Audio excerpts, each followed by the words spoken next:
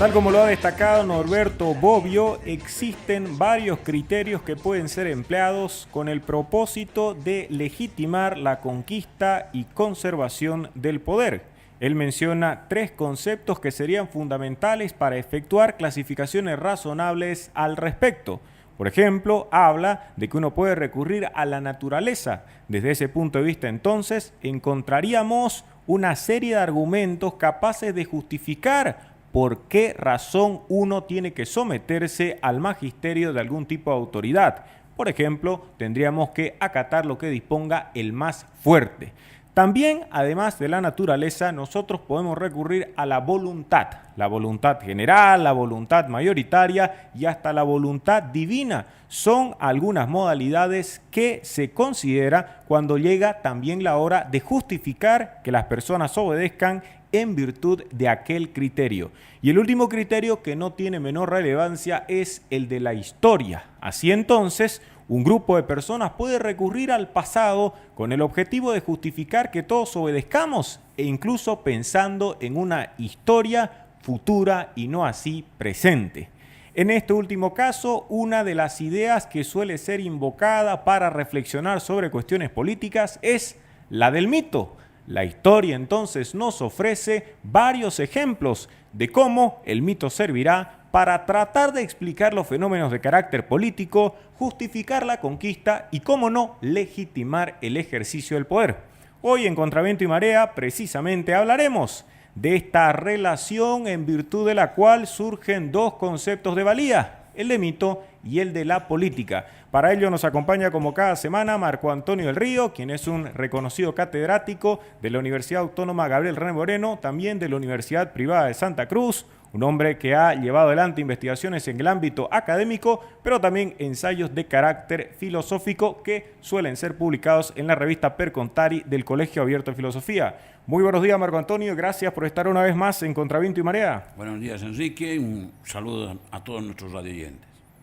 Si uno piensa en el mito, necesariamente tendría que partir de los orígenes y situarse naturalmente en la Edad Antigua. Y en este sentido se puede entender el mito como una explicación de la realidad. Está claro que los hombres buscan entender lo que está sucediendo, solamente que sería una explicación que no necesariamente resulta compatible con lo que nosotros hoy entendemos como una búsqueda racional de la verdad.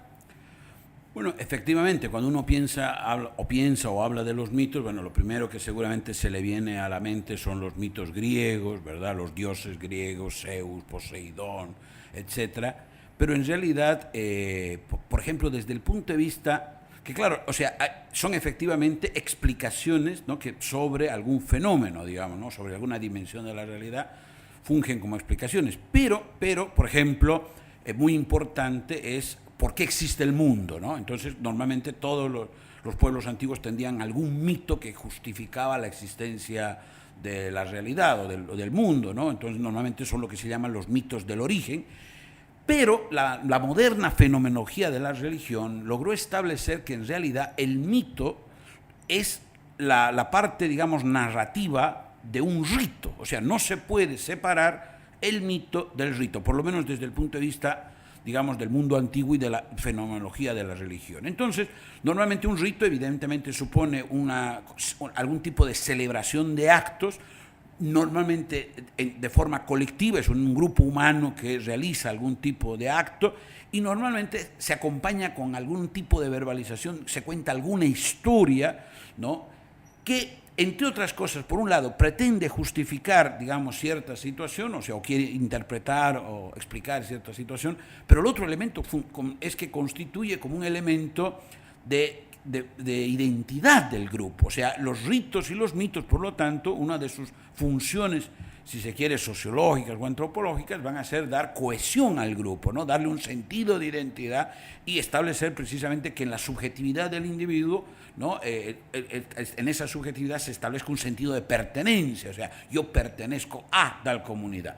Ahora bien, claro, nosotros ya herederos, digamos, de la Ilustración, pensamos en términos racionales, pensamos de que ya estamos, en cierto modo, vacunados contra las imágenes así medio extravagantes, digamos, que de los mitos, particularmente de la mitología griega, que es lo primero que se nos viene a nuestra cabeza, pero yo tengo mis dudas sobre ello, porque cuando uno mira la realidad política o incluso la literatura de tipo histórico en relación normalmente a el surgimiento de los estados o la dinámica histórica de los estados, uno se da cuenta que en gran medida, o sea, fungen en ese sentido, o sea, hay relatos que justifican cierto tipo de gobierno, cierto tipo de procesos históricos o incluso la existencia del Estado. Entonces, por eso es que muchas veces se habla de la historia oficial, digamos, ¿no? Que es la historia que es narrada en los textos escolares,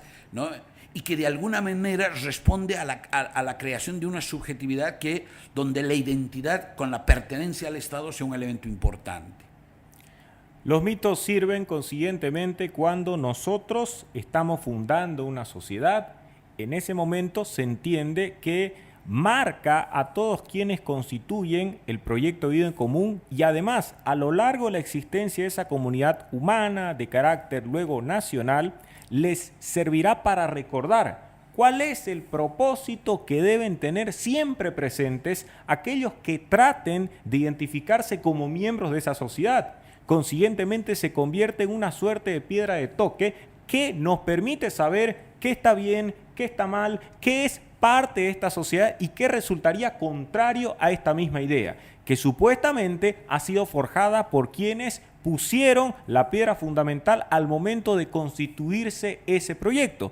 Y por supuesto, si uno habla de mitos fundacionales, hay varios ejemplos, incluso en el ámbito boliviano, pues se recurre en el lado del altiplano a una serie de criaturas extraordinarias, Manco Cápac, Mamaoglio, pero se pueden hallar esos ejemplos en varios lugares que tratan ya no solo de explicar el inicio, sino también de dar a conocer cuál sería el único fin que debe ser perseguido por esa sociedad. Y se entiende que cualquier proyecto político, movimiento, partido o persona que se distancie de aquel fin que ya fue señalado al comienzo por estas explicaciones míticas, pues no merecería el respaldo de nadie, peor todavía en el ámbito electoral. Por supuesto. Y por ejemplo, podemos encontrar, digamos, en nuestra realidad algunos elementos. Por ejemplo, cómo normalmente se pinta, digamos, el proceso de fundación de la República. Bueno, a partir de la rebelión contra la corona española. Pero claro, o sea, normalmente el texto que todos hemos bebido en la primaria, el que hemos estudiado, lo hemos leído, lo plantea el proceso de la independencia del Alto Perú como una lucha entre los que abogan por digamos, los patriotas que van a luchar contra los monárquicos, ¿no? Los que van, pero claro, si uno ya se consigue textos ya más sofisticados, más de historiadores más serios, se da cuenta que las cosas eran mucho más complicadas y que los bandos no estaban tan claramente definidos y que de hecho ya la idea de la independencia, por ejemplo, va a ser una idea relativamente posterior al proceso, ¿no? Porque o sea, no vamos a entrar en el detalle de la historia, pero uno se da cuenta que hay una simplificación precisamente como para que sea digerida, digamos, por los escolares, pero claro, ese proceso de simplificación hace que si la gente no sigue leyendo, estudiando, si no desarrolla una actitud crítica, bueno, se va a ir a la tumba pensando que el proceso, en este caso de la independencia de Bolivia, es tal como se lo contó la maestra de la primaria, ¿no? Con todo un proceso de simplificación brutal. Y en esto que usted menciona, Enrique, de por ejemplo el tema de cómo si alguien se sale fuera del mito, digamos, del mito fundacional o del mito del proceso, pues queda en una situación de un vacío, digamos, ¿no? O sea, como el coyote después que le ha fallado la trampa al correcaminos.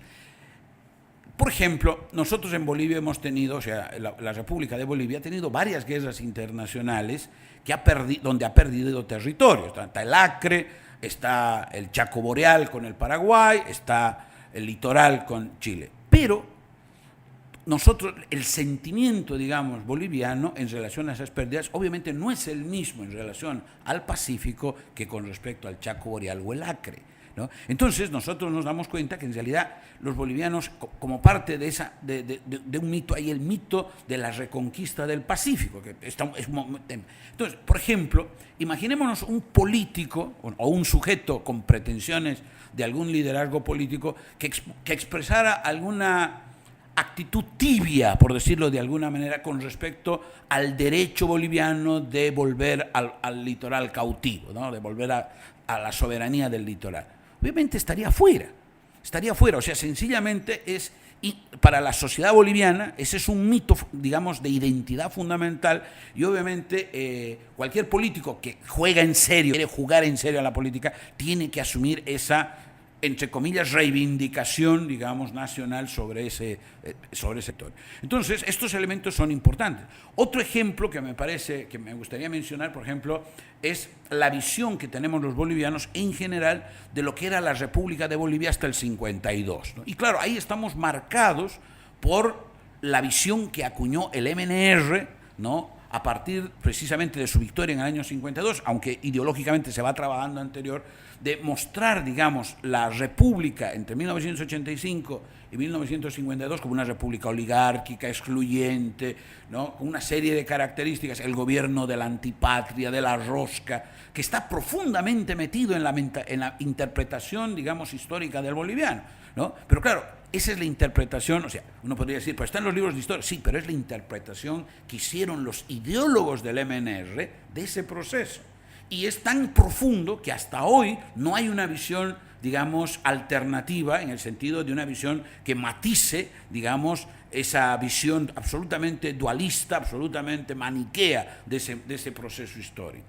Siendo una explicación falsa de la realidad, pero que se consideraría indispensable para entender el proyecto de una vida en común, el mito entonces se convierte en una negación de la racionalidad.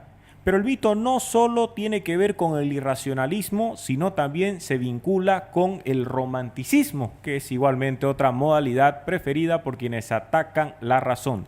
Y destaco esto último porque estas explicaciones maravillosas en muchos casos de la realidad que sirven con fines políticos suelen ir acompañadas de prácticas, no solo de ritos, como usted indica muy bien, que tiene que ver con la religión, sino también con aspectos de orden estético.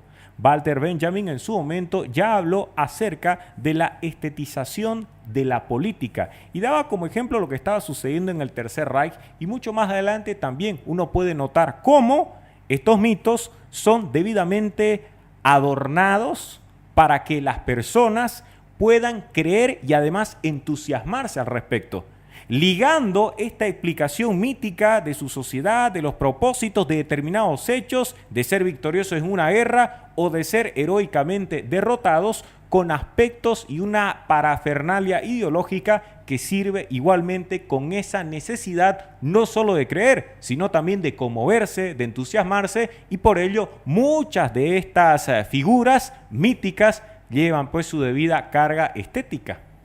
Fíjense, cuando hablamos del rito, uno está pensando en los ritos religiosos, pero tenemos que darnos cuenta que hay ritos civiles, ¿no?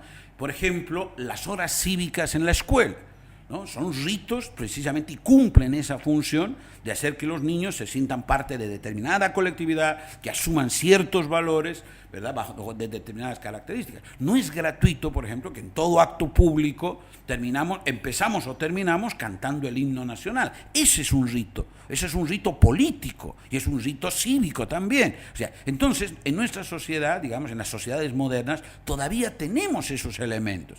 Ahora, la apelación al sentimiento no es gratuita, ¿verdad? Por ejemplo, el tema del himno nacional, en tanto que es una marcha, ¿verdad?, que se entona en ciertos momentos, y en este caso en Bolivia tenemos una linda marcha, ¿no?, porque el himno nacional musicalmente es muy bonito, ¿no?, y como poética también. Entonces, digamos, afecta a las fibras, digamos, de la sensibilidad de las personas. Entonces, efectivamente, hay este elemento de que normalmente, por eso hay que verlo junto, el mito con el rito, y en este proceso, evidentemente, los elementos de tipo estético, de tipo artístico, no son un tema menor. No es gratuito, por ejemplo, pensemos que la Revolución del 52, por volver al ejemplo anterior, desarrolla toda una pictórica muralista para como parte de su estética, ¿no? Todo el grupo Anteo, bueno, nuestro representante local, don Lorgio Vaca, pero hay otros más. Miguel Alandia Pantoja, ¿no? Por ejemplo, ¿verdad? Entonces, en realidad, al margen, digamos, de las cualidades estéticas que tuviera esa pictórica, evidentemente estaba al servicio de un proyecto político y de una manera de pensar la construcción de este país. Hay mitos que permitirían incluso lanzar profecías y existen personas que se decantan fácilmente por apostar por esa vía. Entonces hay una serie de planteamientos que llevan este tono milenarista que no ha dejado de tener presencia, por desgracia, en diferentes partes del mundo y que puede ser advertido en cualquier tipo de movimiento, partido o doctrina en donde se asocia el destino de un país con que ellos se encuentren en ejercicio del poder. Dicen, hay un mandato supuestamente milenario que les permitiría en un momento determinado ejercer esas funciones. No están en consecuencia cumpliendo el encargo de sus contemporáneos, sino algo mucho más importante. Es un mandato de la historia que ya había sido predicho, que alguien indicó que volvería y sería millones, o que en este momento, hasta por una determinación divina, correspondía que estén ocupándose de administrar y de regir los destinos de un país. Y eso, por supuesto, se lo presenta como una explicación tan indiscutible la realidad que quien se oponga a través de su falta de fe o la falta de credibilidad, pues tendría que ser considerado como alguien que está en contra de la razón, de la historia y hasta del espíritu de un país. Efectivamente, ¿no? Esto tiene que ver un poco con esto del romanticismo que se habló antes, ¿no? Porque normalmente el romanticismo postulaba, ¿no? El romanticismo como corriente de pensamiento en Europa y que de alguna manera se desperraba al mundo, ¿no? Es la idea de mirar las naciones, los países, las etnias o las naciones como algo trascendente, digamos, a la actual coyuntura y que hinchaba sus raíces, digamos, en el pasado. Entonces, en este caso, efectivamente, como parte de estos mitos, digamos, se va creando esta idea de que, por lo tanto, en el sentido de que la legitimidad de un régimen no depende solo de la voluntad de sus contemporáneos, sino que echa raíces profundos en una historia milenaria.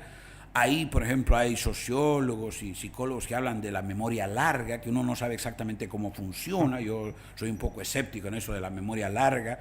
O sea, yo no sé cómo en mis neuronas pueden estar metidas recuerdos de mis tatarabuelos. O sea, no sé cómo transmitiría eso, cuál sería la mecánica biológica. Tengo mis dudas al respecto, pero a ellos les gusta mucho eso de la memoria larga, etcétera. Pero el detalle está que muchos de estos mitos tienden a ser funcionales un régimen. Un intento importante, digamos, en nuestra sociedad de crear un mito así trascendente, digamos, que se hunde en el pasado, es lo expresaba muy bien el anterior canciller don David Choquehuanca. Él hablaba de la cultura de la vida y de la cultura de la muerte. Para él la cultura de la muerte era todo lo que venía de Occidente, por eso habría que descolonizar el país, y por lo tanto la cultura de la vida era la cultura de los pueblos originarios de América o de los pueblos ancestrales de América, en una visión absolutamente simplificada de las cosas, dando a entender que América era una suerte de Edén donde los pueblos convivían en paz, fraternidad, amor, etcétera, etcétera, hasta la llegada de los corrompidos y corruptores conquistadores europeos. Cualquier persona que se ha tomado la molestia de leer un poco de historia del continente sabe que los pueblos que llamamos originarios, los pueblos precolombinos, vivían en guerra permanente, algunos de ellos practicaban la antropofagia, ¿verdad? Los mayas practicaban los sacrificios humanos, etcétera. O sea, de que haya sido un paraíso de vida, de amor, de solidaridad, nada. Pero la construcción del régimen del Estado plurinacional en la visión de David Choquehuanca, pues era de crear esta mitología, digamos, ¿no? Que le permitía, según él, al régimen actual, pues echar sus raíces en un pasado anterior, ¿no? Al comienzo estábamos hablando de los dioses que eran importantes para lograr estas explicaciones buscadas por los seres humanos. Si es que usted advertía cómo en el firmamento se presentaban bruscamente una serie de luces con sus correspondientes ruidos y estruendos, pues luego se explicaba que se trataba de un dios que era el dios del trueno, el dios del rayo, el dios en el mar. En definitiva, diferentes fueron las clases de dioses que sirvieron en su momento para obtener una explicación del mundo. El hombre, entre otras cosas, está buscando entender, ¿no?, lo que sucede a su alrededor, y lamentablemente hay casos en los cuales no necesariamente usa la razón para lograr ese objetivo. Pero esta figura de los dioses después es igualmente explotada en cuanto a los mitos de los próceres. Y si bien es cierto que se trata de justificar un fenómeno que tenga importancia para toda la sociedad, lo cierto es que también en la construcción de figuras míticas se recurre al romanticismo y al individualismo, de cierta forma, porque se trata de subrayar, y a veces de manera exagerada, el valor de ciertos individuos. Por ejemplo, se trata de magnificar la voluntad y el poder de Simón Bolívar como si se tratase solo de una persona que libró incontables batallas hasta conseguir la liberación de diferentes pueblos en América Latina, en ese momento en la América hispana. Entonces, entender, como planteaba Carlyle en su momento, la historia universal como la biografía de los grandes hombres es exagerado, pero corresponde y es compatible con esta pretensión mítica, con magnificar las cualidades de un hombre, sea en el siglo XIX o en el siglo XXI, como si el resto no tuviese ninguna relevancia al momento de enfrentar problemas sociales. Efectivamente, si uno mira, digamos, la literatura de la fundación de los estados latinoamericanos, los próceres, ¿no? Simón Bolívar, Antonio José de Sucre, José de San Martín, o sea, individuos que obviamente ubicados en su escenario tuvieron sus méritos particulares, pero también sus defectos, que si eran grandes hombres también seguramente eran grandes defectos. Pero efectivamente el siglo XIX los magnifica y si bien no les va a dar la categoría divina, como ocurría en la Roma, donde sí se divinizaba a los emperadores, prácticamente son figuras descomunales. Entonces hay incluso literatura que destaca este hecho. ¿Y en qué medida, ¿no?, esta maximización de la figura de los próceres ha implicado, claro, si se hace la figura de Bolívar una cosa descomunal, es al costo de reducir la magnitud de sus contemporáneos. O sea, lo que tenemos es un coloso rodeado de pigmeos. Entonces, y obviamente esto va a tener un efecto, digamos, en cómo la sociedad se ve a sí misma. Entonces, claro, normalmente la gente va a aspirar, va a tener, o sea, las cosas van mal y va a tener la nostalgia de estos grandes hombres, de estos grandes redentores. Entonces, cuando aparece uno de estos, digamos, con pretensiones de cambio, digamos, de renovar ciertas cosas, ¿no?, como podríamos, un sujeto con pretensiones de salvador. Entonces, obviamente, va a haber gente que le va a rendir, se va a poner a su servicio y le va a rendir incluso hasta pleitesía. Porque, claro, se crea toda una mentalidad, toda una subjetividad que cree en la necesidad de los grandes hombres, ¿no? Una suerte de semidioses, ¿verdad?, tipo Hércules, que pueden pelear contra la hidra de Lerna o contra cualquier otro mal emblemático, como por ejemplo el imperio. Y ahí entonces estaríamos abonando una de las famosas creencias míticas, que es el fenómeno de la Edad de Oro, porque en ese momento sí existían hombres prácticamente titánicos que podían afrontar estos problemas y resolverlos sin mayores inconvenientes. Habrá esta creencia en los grandes hombres, recordando las supuestas proezas que se atribuyen a estos individuos, y nunca faltarán sujetos que se presentarán prácticamente como la reencarnación de aquellos, o tratando de reivindicar el espíritu. El caso más conocido es el de Venezuela, con Chávez, quien destacaba hasta el cansancio y con tergiversaciones de por medio el valor de Bolívar, como si fuese la única vía, la de los grandes hombres, aquella que resultaría capaz de resolver problemas en Venezuela y además de recordarles el origen de ese pueblo y en consecuencia de dar a conocer cuál tenía que ser el necesario destino, teniéndolo en este caso con él a la cabeza. Y aquí se da un dualismo interesante, porque por un lado la idea de la Edad de Oro se la exposta hacia el pasado, ¿no? Es lo que mencionaban, por ejemplo, del caso de Choquehuanca, que en el pasado hay una situación ideal, ¿verdad?, donde todo está bien, y se exposta hacia el futuro, ¿no? Se genera la idea de que en el futuro, si hacemos ciertas cosas, entre ellas seguir al semidios, ¿no? Vamos a volver a vivir una cosa semejante, ¿no? Entonces, efectivamente, en este caso, el mito político funciona, por un lado, como un mito de origen, pero por el otro lado le da un sentido teleológico al proceso político que se esté viviendo.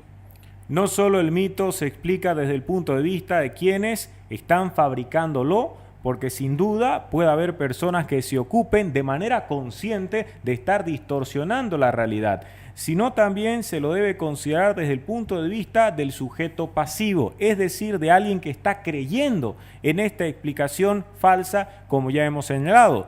Y a lo largo de la historia se ha tratado de responder el interrogante de por qué los hombres creen y más aún, por qué tienen la necesidad de creer. En su momento Mark Twain de manera ingeniosa dijo que el hombre pues se caracterizaba por esa necesidad de creer. Y si uno revisa lo que ha ocurrido a lo largo de la historia, pues se topará con que si bien existen construcciones groseras de carácter mítico que se distancian de tal manera de la realidad que con un mínimo de ejercicio racional ya uno descubriría el engaño, pero pese a ello hay personas, muchas, legiones en rigor, que están dispuestas a creer y hasta a ofrendar su vida en aras de que se mantenga invariable aquella versión de los hechos. Porque por alguna razón, digamos, que entendemos que tal vez discutir en otro programa, la gente necesita certezas para vivir, ¿no? Necesita ciertas certezas, o sea, la idea de ciertos elementos inamovibles, ¿no? O sea, ciertos referentes en los cuales puede, digamos, articular el conjunto de su existencia. Entonces, evidentemente, si es así, ¿no? Si las personas necesitamos estos referentes, necesitamos ciertas certezas, por lo menos da la impresión que en el estadio de desarrollo de la humanidad o de nuestra sociedad es así, entonces surge un escenario ideal para precisamente la fabricación de mitos y de su perpetuación, ¿no? El ejercicio del escepticismo, digamos, del escepticismo y de una capacidad racional crítica, evidentemente, una de las cosas que va a hacer es cuestionar la necesidad de esos referentes, pero por lo menos da la impresión que esto está reservado a un grupo mucho más reducido de personas. O sea, en general notamos, por ejemplo, nosotros hablamos de que vivimos en unas sociedades secularizadas, ¿no? Y en efecto, vivimos sociedades secularizadas en el sentido que nuestra adscripción a la religión tradicional, en este caso a las diferentes variantes del cristianismo, se ha ido reduciendo. Pero la gente ha encontrado sucedáneos, encuentra otras cosas en las que creer. Entonces, desde la filosofía de las posturas del New Age hasta filosofías orientales o lo que sea. Entonces, o sea, se genera un vacío, digamos, un vacío por el vaciamiento de cierto tipo de discursos, y en este caso incluso podríamos hablar del agotamiento de mitos, pero hay una disposición en la subjetividad de las personas que hace que tenga que buscarlo en otro lado, ¿no? En cualquier caso, ese afán que lleva a los hombres cuando buscan entender lo que está sucediendo a su alrededor y que terminan creyendo en estas explicaciones fantásticas, merecería una distinción entre creencias erróneas que pueden causar daños, pero solo en la esfera privada, tal vez en el ámbito hogareño, y estas otras equivocaciones que debido a la posibilidad de recurrir a la fuerza, empleando medios públicos para imponerse como una verdad, pueden provocar mayores estropicios. Porque no es lo mismo tolerar hasta cierto punto que alguien sostenga de manera firme, convincente, vehemente, que cree en la existencia de duendes, pero que finalmente aquello no está desencadenando la existencia de campos de concentración y vejámenes de cualquier naturaleza, a tolerar que alguien esté creyendo en algo absolutamente falso, que se puede rebatir gracias al ejercicio de la razón, pero que ese sujeto de una concepción falsa pues esté en condiciones de ordenar a Fuerzas Armadas y Policía Nacional que estén reprimiendo a quienes no condigan con lo que él en ese momento plantea que es cierto. Un ejemplo de esto que está relacionado con esto es pues precisamente la idea del Estado laico, ¿no? ¿Por qué? Porque recordemos que anterior a esta idea estaba la idea del Estado confesional, y así en general ha sido. O sea, normalmente los monarcas, ¿no?, asumían cierta religión y la mantenían. Pero claro, en el caso del mundo occidental, la religión nos tiene algunas ideas sobre el más allá.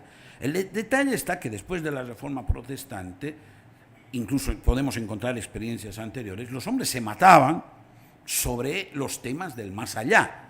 Entonces, en algún momento, después de estarse en una fiesta, en una orgía salvaje de matarse unos a otros, algunos intelectuales, algunos pensadores, pero probablemente incluso hasta las personas comunes y corrientes empezaron a plantear y decir, bueno, ¿y por qué nos tenemos que matar por el más allá? ¿Por qué en el más acá tenemos que matarnos por lo que creemos que ocurre en el más allá? A ver, pongámonos de acuerdo, cada cual es libre de creer lo que quiera sobre el más allá, y tratemos de que esas ideas no contaminen nuestra vida en el más acá. Y ese es precisamente, en este caso, en relación al Estado y la religión, la idea del Estado laico. Las personas son libres de creer en el Dios que quieran, de practicar los ritos religiosos que quieran, etcétera, etcétera, siempre que no atenten al prójimo, digamos, en la vida cotidiana.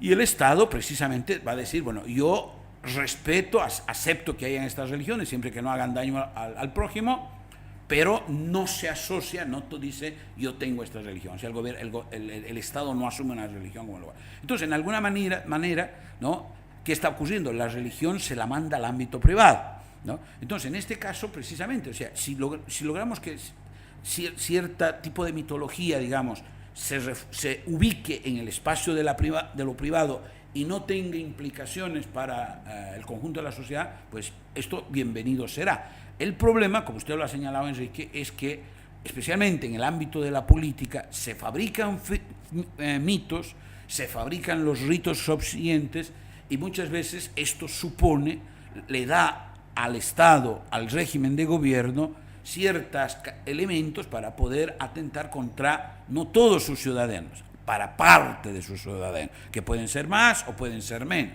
Y eso es lo que nos debería preocupar, ¿verdad?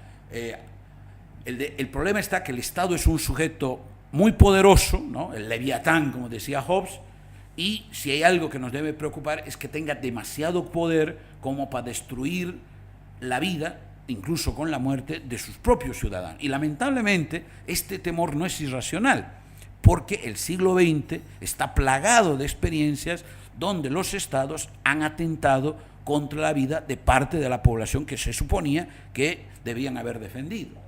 Muchas gracias, Marco Antonio Río, por haber estado en Contraviento y Marea, en esta ocasión hablando acerca del mito en política. Ha sido un gusto y una buena semana para todos nuestros radioyentes.